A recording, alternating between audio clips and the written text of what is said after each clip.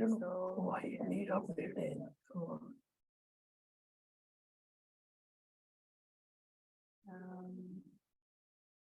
Okay. So what will you do? I think it is not actually allowing me to join. It is okay. I think.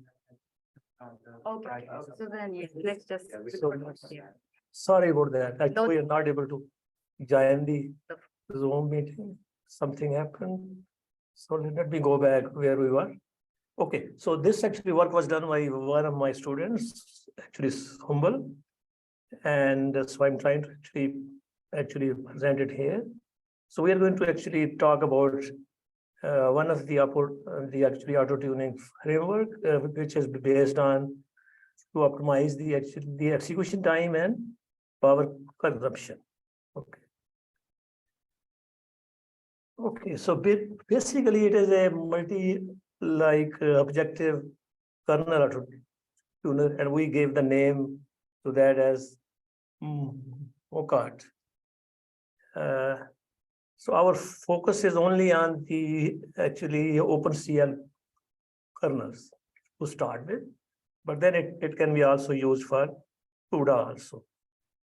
So it's a multi-objective in the sense of that it can actually optimize the power consumption and the execution time for actually tuning.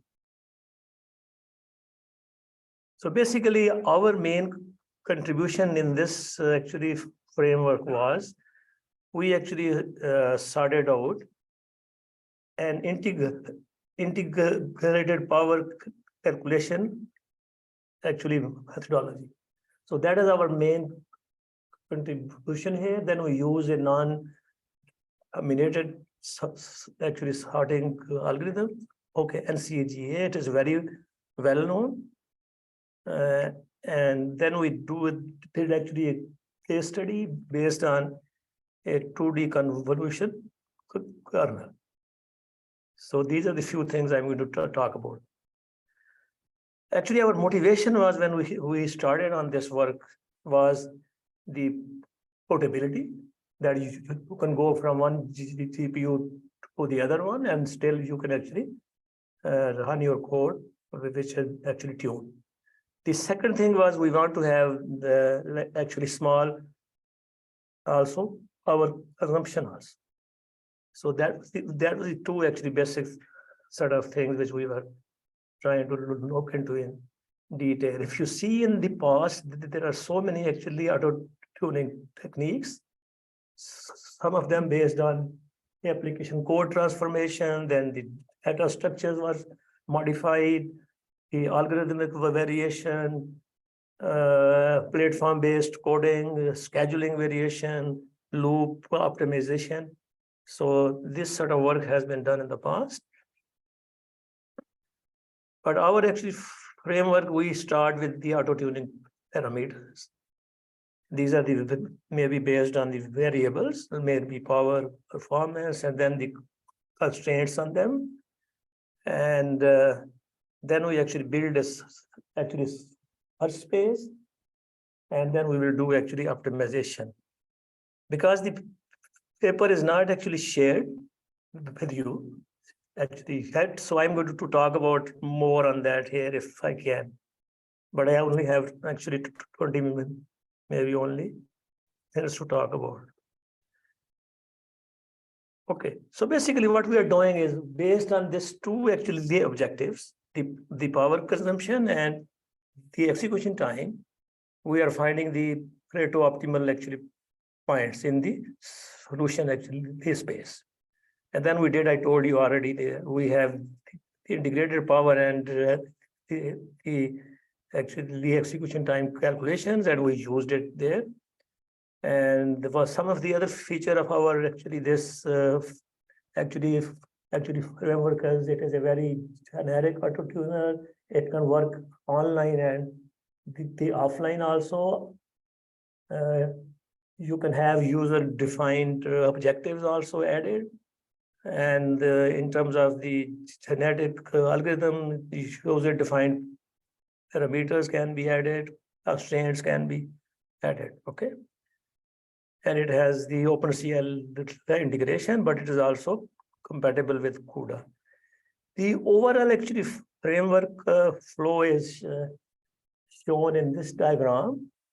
So I'm going to go into that, and I'm going to divide this whole framework into 3 parts. The first one, and maybe the second one and third one, and then we are going to talk about that here. So the first part is what we call is in which we are going to generate this search actually space will be built. So it will be based on using the variables and constraint, okay, input by the user. And for different kernel configurations. So these will be the 3 inputs to this search space. And then we're going to build this search space. The way it is built, because it is actually based on analytic algorithm. So we are going to start with the first actually population, creating the first population of size n. And then from this, the parent population, we are going to make the n size also children population. Then we are going to combine them. And then for each kernel combination, we are going to generate the application kernel source code.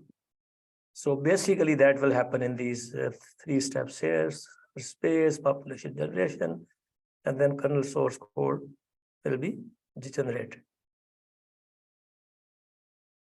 Then actually after that, we take the kernel source code and we want to validate it, whether it is validated or not. If the generated source code is valid, then it will be executed onto the CPU.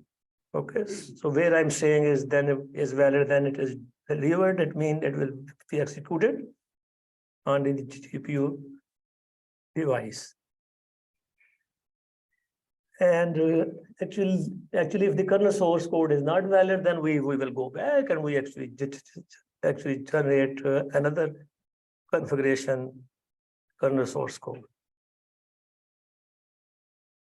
And then what I was talking to you, we do after that, we do when this kernel actually source code is actually executed onto the GPU, we also do the integrated time and power calculations. Okay, so I'm going to talk about that actually more here, because that was our main contribution here. And we will find the execution time and power consumption is calculated then based from the GPU sensor data.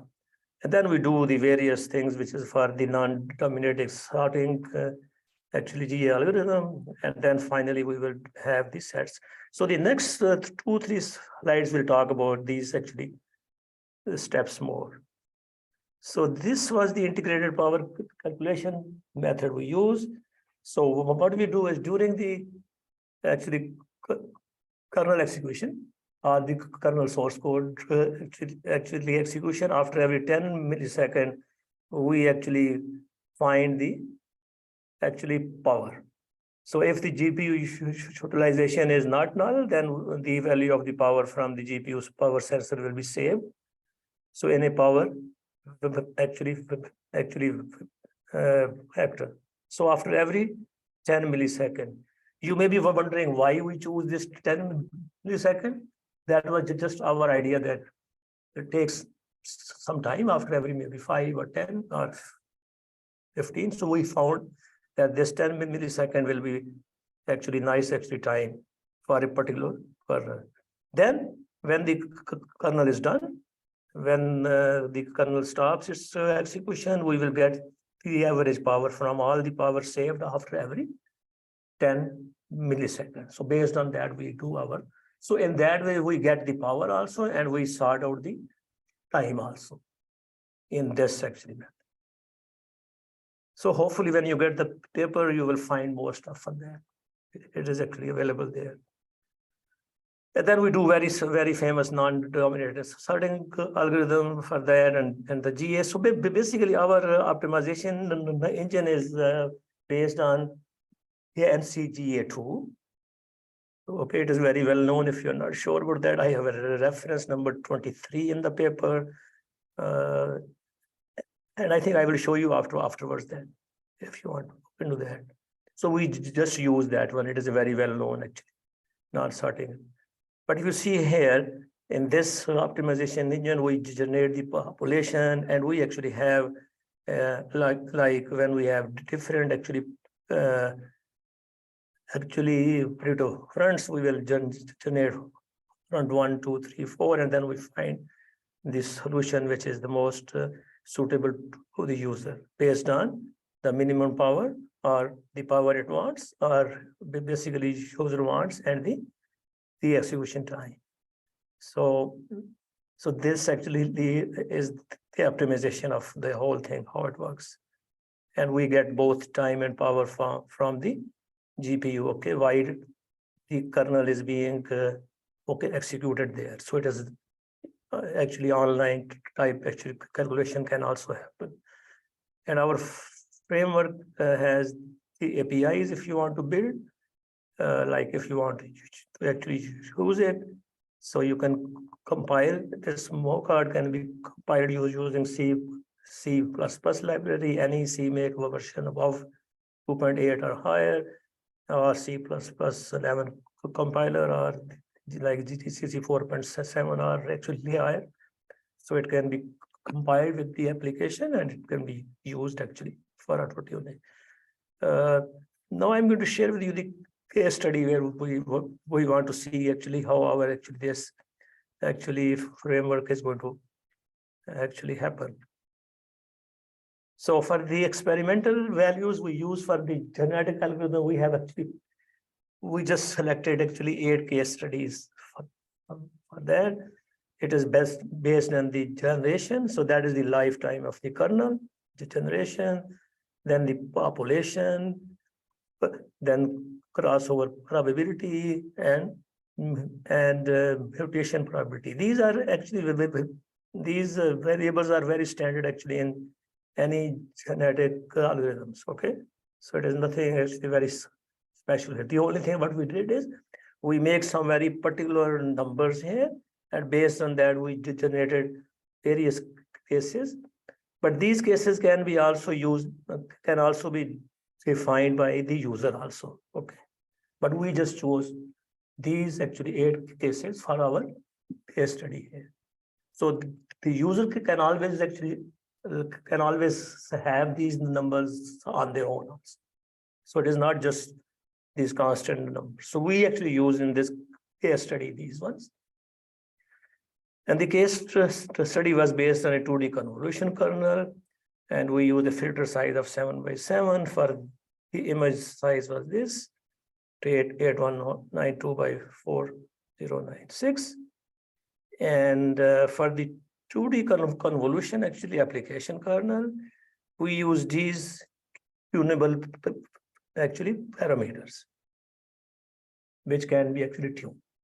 Now these parameters came from very famous work by Van Roverhan, who did this in 2014 paper, and they also actually do the convolution optimization for GPUs using optical tiling. So we just use these parameters from them. So we haven't actually chosen these ones ourselves, but they are very useful.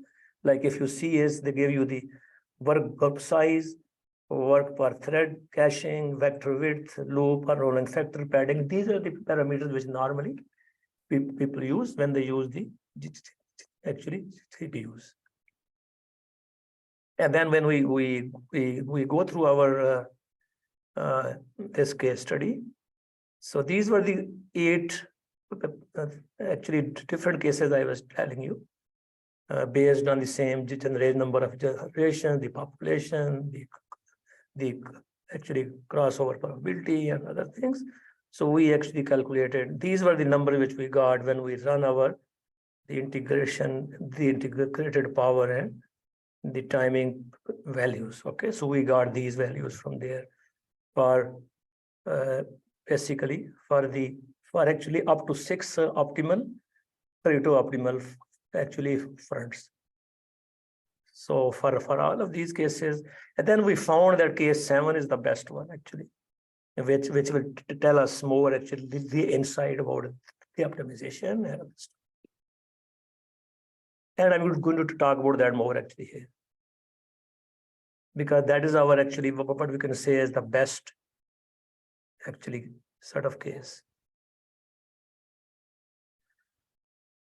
So for all these actually 8 cases, we have this the time versus power parameters, and then the user can actually choose out of that here which actually sort of solution they want. Like if you see this particular case, if you see the case 7 is the best one, which I was telling you, and that is this one. And then the user can choose maybe the best point will be this one. That will get you the minimum timing, and the actually then power will be also minimum. But user has the choice. They may use maybe this point if they want actually very actually faster execution. So, or if they want minimum power, they can choose this point maybe. So basically, it is up to the user. We leave to the user to actually choose which actually solution they want for their total. These are some other results based on time and power. And if you see here, they will give you also that which actually front can be actually will be the best ones. So maybe front 1 if somebody want to choose that one, or maybe the front 2. I think I will show you maybe a little bit more detail of that here. So these are the all 8 cases, and these are the actually Pareto points. Some cases has maybe 1 to 6 maybe solutions, some may have 5. So for case 7, which we are choosing here to just share with you here, particularly is this one, case 7. So if I go into the detail of this case 7, so we can always conclude few things out of that. It is based on various tuning parameters that we have talked about earlier, like the caching, size, and the other stuff. So after looking all the fronts for case 7, 1, 2, 3, 4, it can be concluded that the higher values of the work size does not always lead to the best solution. So maybe you will need something else for that. So you would, but what we found was for this particular case study, that if your work group size is multiple of 256, things looks, and for the caching value of 1 is better for when your work group size is 256 or more. So that we found from this case study. Loop actually unrolling factor is best at 7. So that was another parameter found. And a few actually other clues was actually got after this case study. But it is all depends on the user who is going to use the actually framework. Actually, our goal is here to show you how this actually framework can use for various applications, for various kernel applications. One more actually thing which we want to share with you, we actually have a basically power and the actually time graphs here for all the cases, case 1 to case 8, although it looks very small here, but maybe I can show you maybe a little bit larger. So that was the case when we started the actually genetic algorithm with the first generation.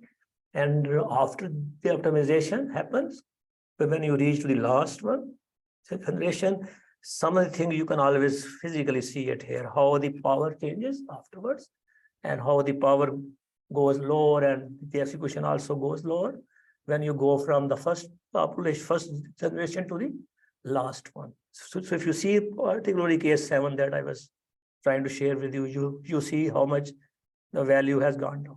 So how it is optimized actually at the end of the day, when it is actually, when you reach the optimization. There are few actually couple of things somebody can conclude from here. The actually execution time has relatively less convergence trend. It doesn't converge that much. But the probability distribution for power is showing very positive trend. So that is one of the goals which people use. Whenever they use any application onto the GPU, they also want to consume less actually power. So we notice that actually our framework can lead up to that you can have low power things. I can summarize our framework that it is based on the non-sorting genetic algorithm used in the past also.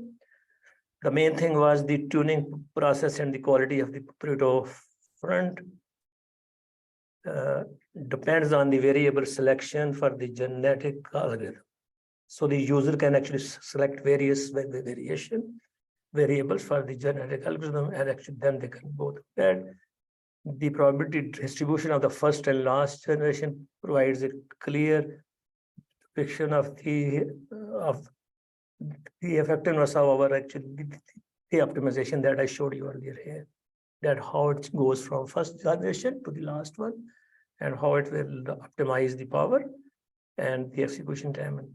Actually, I think as far as I know, or we know, that was the actually first time when somebody has used actually both of these to optimize the kernels.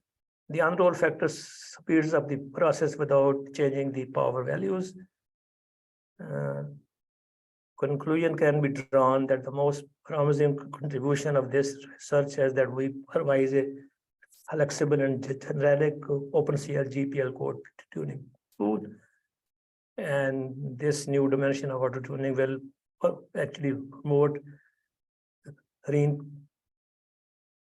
also, because it will consume less power. Okay, hopefully. So that is my talk. If you have any questions.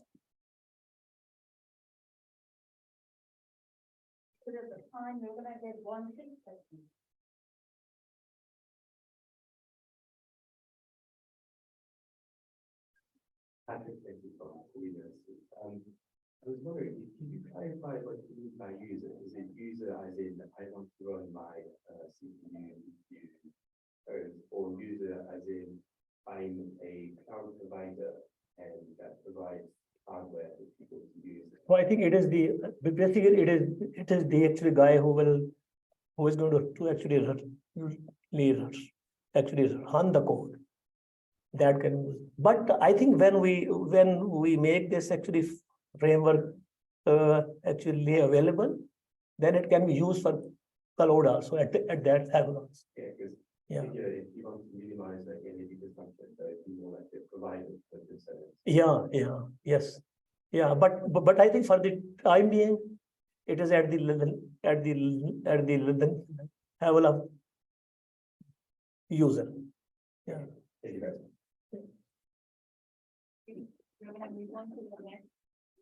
Thank you. Thank you. Thank you.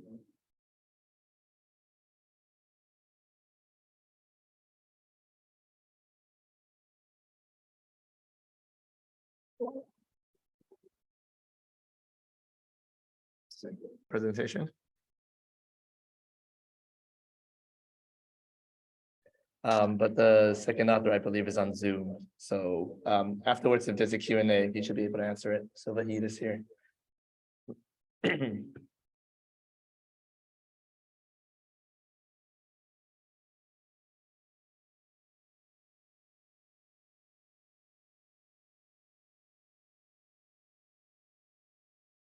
What's this?